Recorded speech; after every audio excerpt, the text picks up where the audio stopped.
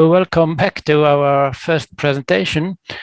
My name is Paul Schmit and I chair the NGO Schmit, who is initiator of this project and also co-organizer of this symposium.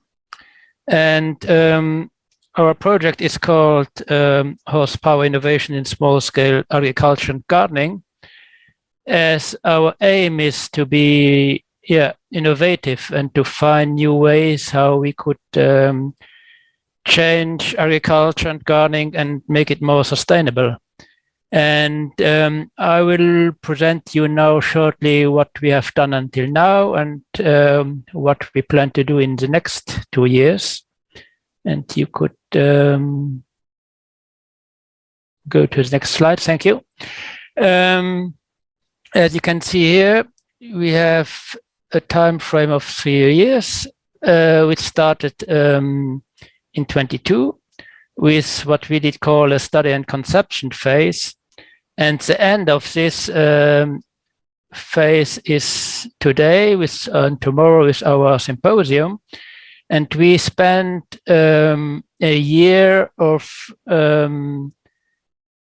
finding the content of our project and to define the content with different workshops and online surveys, which I will also present now. And from next year on, for about 2 years, we will go over in what we call a development and completion phase, where we will work on new implements and new farming systems. And the last year, 24, is also our outreach phase, where we will publish all our finding ideas and developments. The time frame is a little bit tight, just 3 years, but we have to fit into what we call the common agriculture policy of the European Union, because the LEADER project are bound to the common agriculture policy of the European Union. And what makes it a little bit different or difficult is that every leader, local action group has a different way of working and different time frames. And as we have a transnational project between Luxembourg and Sweden, we have to fit in both of the time frames. So that's the reason why we did choose just these 3 years as a time frame from our project. Yes, we can go to the next slide, please. The main idea behind our project is European Green Deal, which was negotiated between the 27 member countries of the European Union last year and the European Parliament, and adopted in April last year. And we think that's really a opportunity for our working animals to get more importance in the public and political decisions, because the European Green Deal means that Europe has to get climate neutral by 2050. And for reaching this goal, we have to use, as you can see on the bottom left corner of this flyer, we have to use clean energy, and we have also to preserve ecosystems and our biodiversity. And we have to keep in mind that we have at the moment no other emission-free and eco-friendly power source as our draft animals. Our draft animals are renewable, completely renewable, and this also on local level. And no other power source, even electric-driven vehicles in agriculture, don't have this advantage. Next slide, please, Janet. And for reaching the goal to be climate neutral means that we have to realize what is called a reverse carbon imprint. That means that you stock as much CO2 below and above the ground, as it is emitted by everybody on this world, not just agriculture, but also in the industry and traffics. And actually, in Europe, there is a great discussion about carbon farming, about storing carbon dioxide in the soil. And there are also countries like Austria where farmers can get already funds for storing carbon dioxide in their soils. But the problem with these carbon certificates is that just the soil is analyzed. The carbon content in the soil is analyzed, and it's not taken care about how much CO2 is emitted from the farm. So that's the main idea behind our project, to find new eco-friendly ways and to put the draft animals in the center of this project. So we can go to the next slide, please. And one possibility, it's not the only one, but one possibility is agroforestry. The people or the participants in our symposium coming from the south surely know agroforestry, because it has been a tradition in farming for many years, since ever.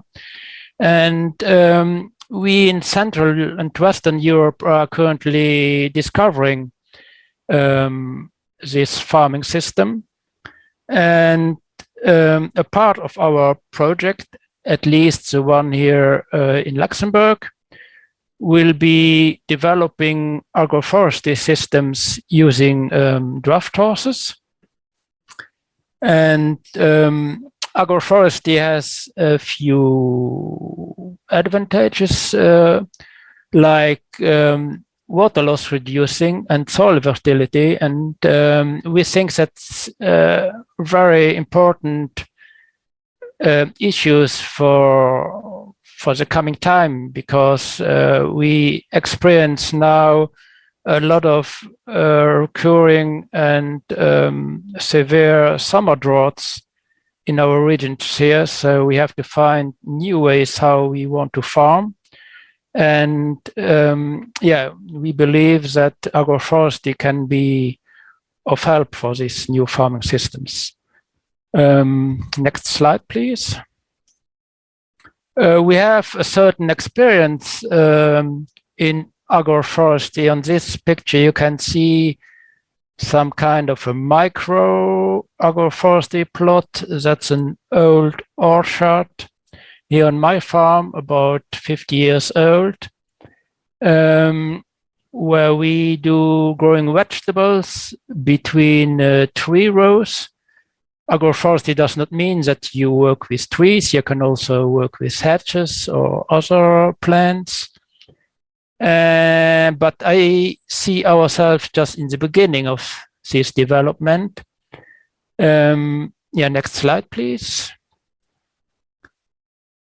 And yeah, that's another picture how we farm in this plot. We are also using minimum tillage, so shallow working of the ground. Something which we started 2 years ago is also mulching, to keep the moisture in the ground, especially during the summer. Yeah, next slide, please. Yeah, here again you find the partners of our leader project, which were already presented by Zara. And we have linked now, since a few months, our leader project to another research project. We see this link as a multidisciplinary project, where every partner can work more or less free in his project, but at the end, we join our forces to create a bigger project. And on the next slide, you can find our other partners. For the agroforestry, we have 3 administrations here in Luxembourg. It's first the administration for environment, and there we cooperate with soil scientists who guide us a little bit in soil analyzing, especially everything related to this carbon storage and also the biodiversity in the soil. And we have also the administration for nature and forest. And this administration is currently working on what they call a national strategy plan for implementing agroforestry in Luxembourg. And the third administration is the administration for technical services of agriculture. And they run the only national soil laboratory in Luxembourg. So that's our link to get the soils analyzed. And the University of Luxembourg is the partner who coordinates the whole project. And they have selected 2 weeks ago 5 testing plots here in Luxembourg, not only in farming, but also in vineyard. And 2 of these 5 test plots also belong to our project, our LEADER project, here located in Luxembourg West. And the Lycée Technique d'Ettelbruck is a high school where I work as a teacher. And one of our final high school classes is working now 3 hours a week, also on this agroforestry project, as our students are planning these plots until spring 23. And together with the foundation Help for Nature, which is our last partner, we will start planting in fall 23 what the students at this high school have planned, and then the analyzing will start. But as you surely know, when you plant a tree, you have to wait years and years before it grows into a big tree. So we will also start with other plots which are already working as small agroforestry plots to be able to start with analyzing. Next slide, please. And one of these plots is not a vegetable garden and not a grassland, but an arable land.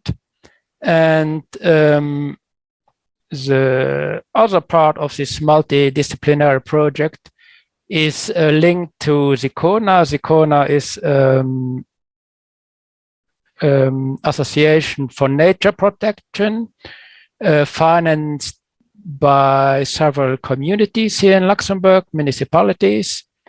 And they have a project for growing wild plant seeds, for production of wild plant seeds and grassland renaturation. So the principle is that we grow different wild plants, which can be sold to people living in the villages and cities and want to enrich their gardens.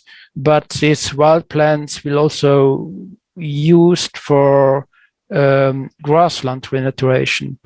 And one of the plots is now planned for this wild plant seed production using our draft animals or draft horses.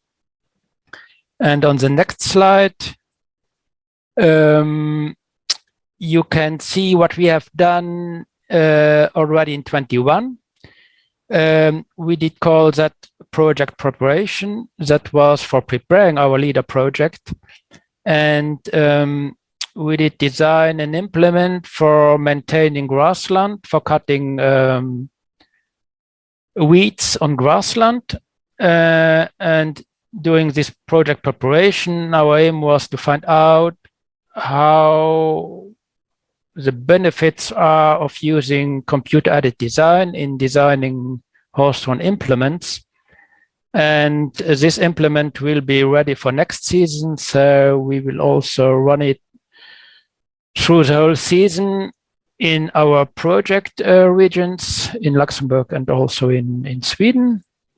And on the next slide, you see this implement hitched to our what we call a single wheel forecart, which I will also explain in my sixth presentation of today, which will focus a little bit more on hitching and animal welfare. Next slide, please. Yeah, and what we also did in the beginning of this year, that was one in April, we did an online survey to find out a little bit what the people working with draft animals want to have. This survey was run in Sweden. And on this slide, it's just an example. We asked the people what kind of implements they like to have. And as you can see, half of them asked for completely assembled, ready to go, ready to use implements, nearly 44% for self-assembling, and just a small part of them asked for self-manufacturing. So that gives us an idea how are the needs of the people for whom we are making this project. And we discussed this online survey in a workshop, which you can also see on the next slide. This workshop was organized end of May in the leader area of Perstorp Hässleholm.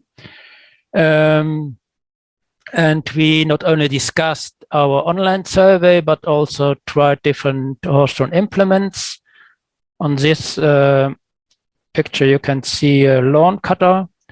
And after this workshop, this lawn cutter, which was developed within our NGO, Schmit, this lawn cutter stayed in Sweden and went around on several farms and several castles to be tested. And this gives us, again, feedback to our implement developers, how good the implements are and what could be changed later on. And we also, yes, next slide, please. We also did some draft force measuring on modern equipment, and I will also speak a little bit about this later on today. Yeah, next slide, please. Yeah, and what are we doing now? Now we plan this wildflower or wild plant production. On this slide, you can see a tool carrier, which is already available on the market. It's called Multi-R, and it's manufactured and sold by my friend Albano Moscato from Verona in Italy. Albano is also founding member of our NGO Schmit, and he runs a small company, a small one-man company in Verona. Our NGO is strictly non-profit, so we just develop implements, and as soon as they are ready for the market, Albano usually takes it over and manufacture everything in his workshop. Yeah, and on this slide, you can see how we plan to use this tool carrier in the cultivating of these wild plant seeds. Next slide, please. Our ideas of the implements which we want to develop within our LEADER project are ground-driven transfer mulch and compost spreader, both for in-row and side delivery. As I said before, we think that we have to change a little bit our farming systems and focus more on this mulching and compost use. And for maintaining the tree strips, in our agroforestry plots. Another idea is to develop a ground-driven center cut sickle bar mower. So a sickle bar mower which cuts in the center, not on the side of the wheels. And a wheeled blade plow, so a plow which works the ground very shallow to keep the moisture in the ground. So that's ideas of the partners here from Luxembourg. We agreed that we will develop 4 implements next year. 2 are the ideas from the partners in Luxembourg, 2 are coming from Sweden. So we will also define now until the end of December what the ideas from our partners in Sweden are. And in January 23, we will start with the development.